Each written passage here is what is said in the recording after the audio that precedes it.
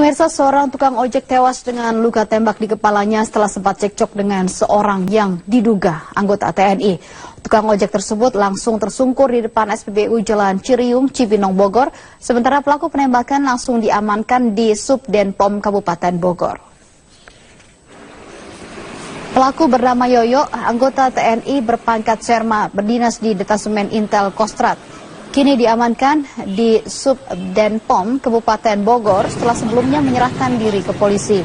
Komandan Kodim 0621 Kabupaten Bogor Letkol CZI Bima Dwi Nur Rahman menjelaskan jika kronologi penembakan terjadi dengan motif emosi sesaat senggolan antara mobil pelaku dengan motor ojek milik yang dikendarai oleh korban bernama Japra.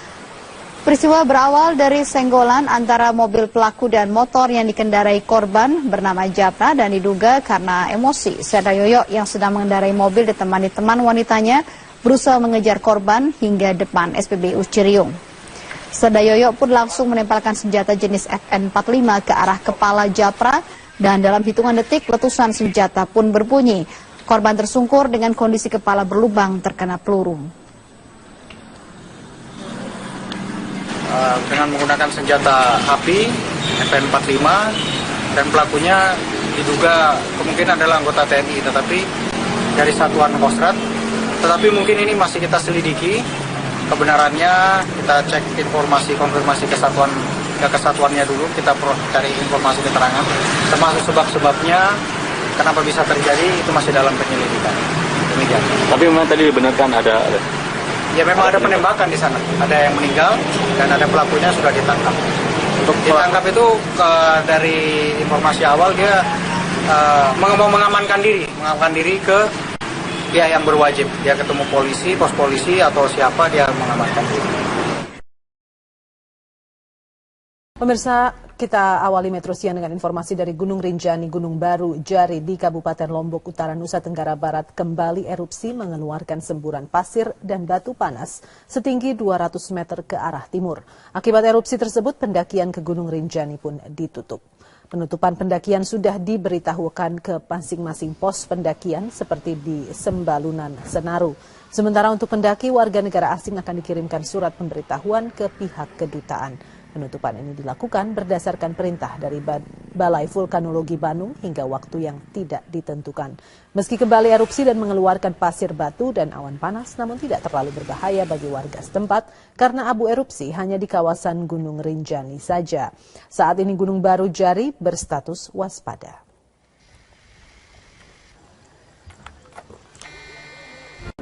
Tarik ulur dalam menyepakati rancangan anggaran pendapatan dan belanja negara RAPBN 2016 sebelumnya sempat terjadi antara pemerintah dan DPR. Ya, pasalnya masih ada beberapa substansi dari RAPBN tersebut yang belum bisa diterima oleh sejumlah fraksi di DPR. Tarik ulur sempat terjadi dalam pembahasan RAPBN 2016 di DPR. Kamis kemarin, Badan Anggaran mengadakan rapat kerja dengan pemerintah guna membahas RAPBN ini. Rapat di Badan Anggaran ini merupakan faktor penentu mengenai kesepakatan antara pemerintah dan DPR soal RAPBN 2016. Sebab, jika pembahasan RAPBN ini tidak selesai, maka pemerintah harus menanggung konsekuensinya, yakni pemerintah harus tetap memakai APBN 2015 meski sudah masuk tahun 2016. Wakil Presiden Yusuf Kala mengakui ada sejumlah pos anggaran di RAPBN 2016 yang masih dipertanyakan partai-partai dari Koalisi Merah Putih. Kala menyatakan tidak ada dana siluman di RAPBN 2016. Ini karena proses penyusunan dilakukan secara transparan dan atas kajian DPR sebagai pengawas. Memang KMP ada mempertanyakan tentang beberapa pos-pos anggaran yang perlu menjadi perhatian. Tapi kita akan bahas lagi sih sebenarnya. Ada silpa yang sampai mencapai 130 triliun. Nah, tidak mungkin ada silpa sebesar itu. Kita kan defisinya tinggi. Bagaimana ada silpa? Silpa itu kalau lebih banyak penerimaan daripada pengeluaran, baru ada silpa. Sekarang kan pajak tidak mencapai target karena ekonomi begini, maka tidak mungkin ada silpa. Setidaknya ada 3 poin yang sebelumnya disoroti KMP menjelang paripurna RAPBN 2016. Yang pertama, PMN tahap 1 dalam APBNP 2015 sebesar 43 triliun rupiah baru terserap sebesar 8 triliun rupiah, sehingga sisanya masih sangat besar, di samping belum ada pertanggungjawaban atas penggunaannya. Kedua, alokasi dana desa seperti janji Presiden Jokowi JK adalah sebesar 1,4 miliar rupiah per desa, baru dipenuhi kurang dari 50%, sehingga tambahan dari alokasi dana PMN akan membuat dana desa lebih mendekati harapan masyarakat. Tujuannya untuk membangun infrastruktur desa yang sudah lama tertinggal. Jika era APBN 2016 tidak menimbang jatuhnya kesejahteraan rakyat Indonesia akibat kebijakan yang mencabut subsidi masyarakat dalam setahun belakangan, maka KMP mengkhawatirkan tingkat kesejahteraan yang semakin mengarah kepada keresahan masyarakat yang lebih luas. Tim Liputan, Berita 1, Jakarta. Bank Indonesia memprediksi para pelaku pasar akan memberikan respon positif jika era APBN 2016 disahkan bulan ini. Sebab pengesahan itu akan dinilai sebagai isyarat ada jaminan bagi kesinambungan pembangunan yang tengah dilakukan pemerintah. Gubernur Bank Indonesia Agus Martowardoyo menyatakan jika RAPBN 2016 disahkan hari Jumat ini, pemerintah akan memiliki keleluasaan untuk mengoptimalisasi penggunaan belanja negara, khususnya belanja yang terkait dengan infrastruktur, program sosial, dan pembiayaan daerah.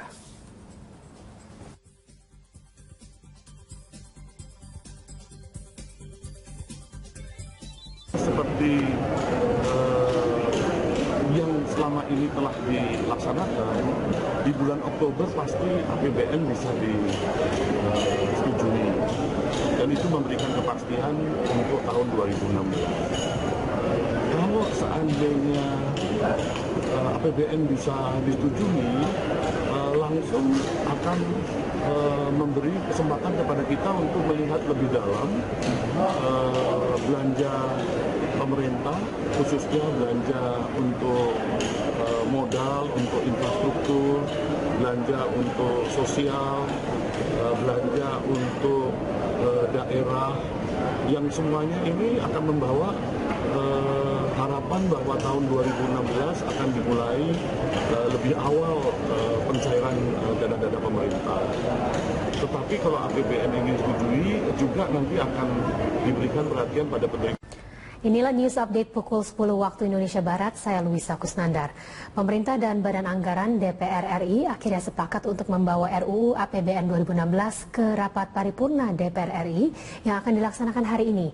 Dan untuk mengetahui jalannya sidang paripurna APBN 2016, kita bergabung dengan reporter Tika Beremau dan juru kamera Muhammad Reza dari Gedung DPR RI Jakarta. Ya Tika, apa saja yang menjadi pembahasan dalam sidang paripurna pagi ini? Ya Luisa dan juga pemirsa, pada hari ini saat ini rapat atau sidang paripurna untuk membahas RUU APBN tahun 2016 nampaknya akan segera dimulai, di mana sebelumnya diagendakan pada pukul 9 waktu Indonesia Barat, namun pada pukul 10 pagi waktu Indonesia Barat saat ini akan segera dibuka, dan dapat terlihat di belakang saya bahwa para pimpinan DPR telah memasuki ruangan sidang paripurna. Dan ada yang unik di sini karena pihak atau dari pimpinan DPR menggunakan masker. Ini merupakan salah satu langkah yang digunakan oleh DPR untuk mendukung gerak sejumlah provinsi di Indonesia. Dan di sini pengesahan RUU APBN 2016 memang akan segera dimulai, dan memang cukup penting untuk dilakukan pada hari ini, mengingat hari ini merupakan penentu sah atau tidak sahnya RUU APBN tahun anggaran 2016. Dan apabila dalam paripurna hari ini RUU APBN 2016 ini tidak disahkan, maka pemerintahan Jokowi JK terpaksa harus menggunakan APBN tahun 2015, di mana dinilai dari sejumlah pihak dapat menghambat jalannya pertumbuhan atau program kerja dari pemerintahan Jokowi JK. Dan sebelumnya kemarin RUU ini juga telah disepakati oleh fraksi-fraksi yang ada di DPR dalam rapat Badan Anggaran yang dihadiri baik dari pihak DPR maupun dari pemerintah. Dalam hal ini Menteri Keuangan Bambang Brojonegoro, Menkumham Yasona Lawli, Kepala Bappenas dan juga Gubernur Bank Indonesia Agus Martowardoyo. Luisa. Ya Tika, apakah kelihatannya akan ada penolakan kembali dari fraksi-fraksi mengenai RUU APBN 2016 ini? Ya Luisa, perlu diketahui bahwa walaupun telah disetujui kemarin, namun tidak menutup kemungkinan bahwa pada hari ini ada pandangan yang berbeda lagi dari para fraksi yang hadir dalam sidang paripurna pada hari ini, di mana sebelumnya kemarin cuma ada satu fraksi yang menolak RUU APBN tahun 2016, di mana fraksi Gerindra sebelumnya menolak sejumlah poin, diantaranya adalah poin penyelenggaraan modal negara untuk BUMN. Dan untuk sementara demikian yang dapat kami sampaikan, Luisa. Ya Tika, terima kasih atas laporan Anda. Reporter Tika Beremau dan juru kamera Muhammad Reza melaporkan dari gedung DPR RI Jakarta Selatan. Tawuran antar kampung terjadi di Kota Magelang pada Kamis malam. Dan untuk membubarkan tawuran, polisi sempat mengeluarkan tembakan peringatan dan gas air mata. Taburan antar warga kampung Karanggading dengan kampung Paten terjadi di sepanjang Jalan Singosari, Kota Magelang pada Kamis malam. Polisi yang berada di lokasi bertindak tegas dengan mengeluarkan tembakan peringatan dan juga gas air mata untuk membubarkan massa. Diduga tawuran ini dipicu akibat adanya perselisihan antara pengunjung dengan petugas keamanan sebuah karaoke di pusat Kota Magelang tersebut. Dengan dibantu anggota TNI, aksi tawuran tersebut akhirnya dapat diredam. Dalam peristiwa ini petugas berhasil menyita puluhan senjata tajam yang digunakan warga saat tawuran. Tidak ada korban jiwa maupun luka dalam kejadian tersebut.